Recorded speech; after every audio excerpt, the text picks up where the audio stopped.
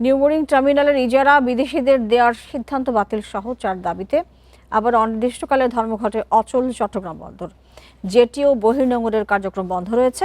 বন্দর এলাকায় সতর্ক আইনশৃঙ্খলা বাহিনী। বন্দর চেয়ারম্যানের দাবি, বন্দরকে অস্থিতিশীল করতে চায় বিপথগামী কর্মচারীরা।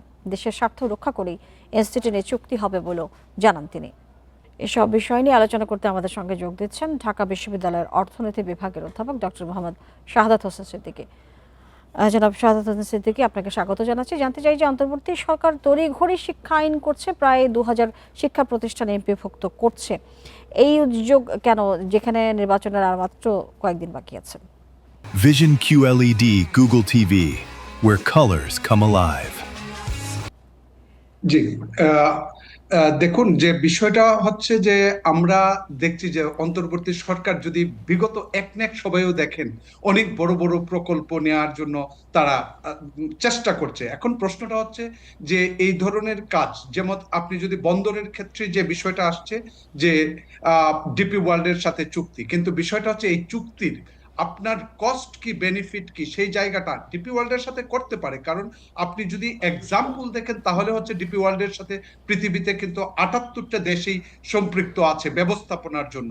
অতএব ব্যবস্থাপনা ভালো করতে করা যায়, কিন্তু সেটা পরিষ্কার ভাবে করতে হয়। কারণ এছাড়াও কিন্তু সিঙ্গাপুর ভিত্তিক, হংকং ভিত্তিক, চীন ভিত্তিক, নেদারল্যান্ডস, ডেনমার্ক ভিত্তিক অনেক ধরনের প্রতিষ্ঠান রয়েছে, তাদের সাথেও কিন্তু আলোচনা করা যায়। হঠাৎ করে যখন একটাকে লক্ষ্য করে খুব দ্রুত সময়ের মধ্যে করা হয়, তখন কিন্তু বোঝা যায় এর মধ্যে কোনো হয়তো গলদ আছে, এবং সেই ধরনের সিদ্ধান্তগুলা কিন্তু কোনোভাবেই কার্যকরী সিদ্ধান্ত এবং ফলপ্রসূ সিদ্ধান্ত বয়ে আনে না। আপনি এই সিদ্ধান্তকে উদ্দেশ্য প্রণোদিত মনে করছেন, এবং আজকে যে আন্দোলন হচ্ছে সেই আন্দোলন সম্পর্কে আপনি কি বলবেন?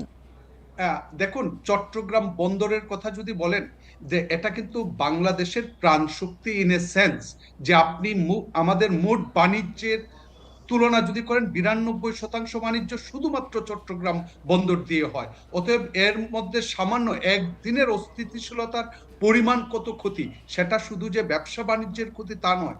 সরকার এখান থেকে বছরে 5,500 কোটি টাকা আয় করে, এবং খরচ ব্যবস্থাপনার করার পরেও প্রায় 1800 কোটি টাকা গত অর্থ বছরে দেয়। অতএব এই সমস্ত জায়গায় এই ধরনের বিশৃঙ্খলা আর্থিকভাবে একটা রাষ্ট্রের জন্য অনেক ক্ষতি বয়ে আনে। অতএব এটাকে সুশৃঙ্খল রাখা রাষ্ট্রের একটা বড় দায়িত্ব বলে আমি মনে করি।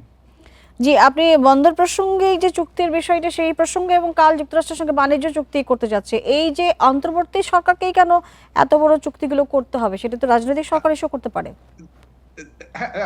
আপনি যথার্থই বলেছেন। বিষয়টা হচ্ছে আমরা কিন্তু তত্ত্বাবধায়ক সরকার এবং অন্তর্বর্তী সরকার, এর মধ্যে আসলে পার্থক্যটা কি সেটাই কিন্তু সাধারণ মানুষ থেকে শুরু করে বিজ্ঞজনরাও কিন্তু পরিষ্কারভাবে বলতে পারে না। অতএব অন্তর্বর্তী সরকার আসলে কি করতে পারে, কি করতে পারেন না, সেটাই কিন্তু জনগণের কাছে একটা ধোঁয়াশার মতো কাজ করছে স্টিল এখনো। এখন কোনো কোনো ক্ষেত্রে আবার বলা হয় যে নির্বাচিত সরকার এসে করবে, আবার কোনো ক্ষেত্রে পিছিয়ে যায়। তখন আসলে অন্তর্বর্তী সরকার নিজেও জানেন না কি করা উচিত। এই প্রসঙ্গে বলি, বাণিজ্য চুক্তি করতে যাচ্ছে, আসলে কি ধরনের চুক্তি করতে যাচ্ছে? সমস্ত চুক্তির মধ্যে গোপনীয়তা রক্ষা করা হচ্ছে এবং স্পষ্ট করা হচ্ছে না, যেটা বিগত সরকারকে কিন্তু একই ধরনের আলোচনা করা হতো যে ইন্ডিয়ার সাথে কত ধরনের চুক্তি, গোপন চুক্তি, সেগুলা প্রকাশ করতে হবে। তাহলে এই ধরনের চুক্তিগুলা নিয়েও কিন্তু সামনে কথা বলার মতো একটা জায়গা তৈরি করছে বলে আমার কাছে মনে হয়।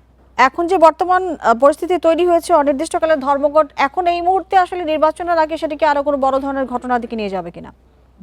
দেখেন, নির্বাচনের আগে যখনই যে বিষয়গুলা ঘটে, আপনি যদি শাহবাগের কথাই গতকালকের কথা চিন্তা করেন, কিংবা চিটাগাং পোর্টের কথা চিন্তা করেন, সেই বিষয়গুলাকে অনেকেই নির্বাচনের সাথে, নির্বাচন ভঙ্গ করার এই ধরনের সাথে জড়িয়ে ফেলে। এখন প্রশ্ন হচ্ছে সেই বিষয়গুলা থাকতে পারে, কিন্তু রাষ্ট্র পরিচালনায় যারা রয়েছেন, যখন এই ধরনের জিনিসগুলা একটার পর একটা ঘটতে থাকে, তখন প্রকৃতপক্ষে রাষ্ট্র পরিচালনায় যারা দায়িত্ব, তাদের কিন্তু এক ধরনের দুর্বলতায় প্রকাশ পায়, অথবা রাষ্ট্র পরিচালনায় এক ধরনের ব্যর্থতা প্রকাশ পায়। রাষ্ট্রকে সুশৃঙ্খল রাখার জন্যই কিন্তু অন্তর্বর্তী সরকার। কিন্তু এই অন্তর্বর্তী সরকারের সময় আপনি দেখেন, শুধু চিটাগাং বন্দর না, প্রতিদিন যদি চিন্তা করেন, মিছিল, মিটিং এবং দাবির সরকার হিসাবেই কিন্তু এই অন্তর্বর্তী সরকার প্রতিষ্ঠিত প্রতিষ্ঠিত হচ্ছে। জি, শাহাদাত সিদ্দিকী, আপনাকে ধন্যবাদ আমাদের সাথে যুক্ত হয়ে কথা বলবার জন্য।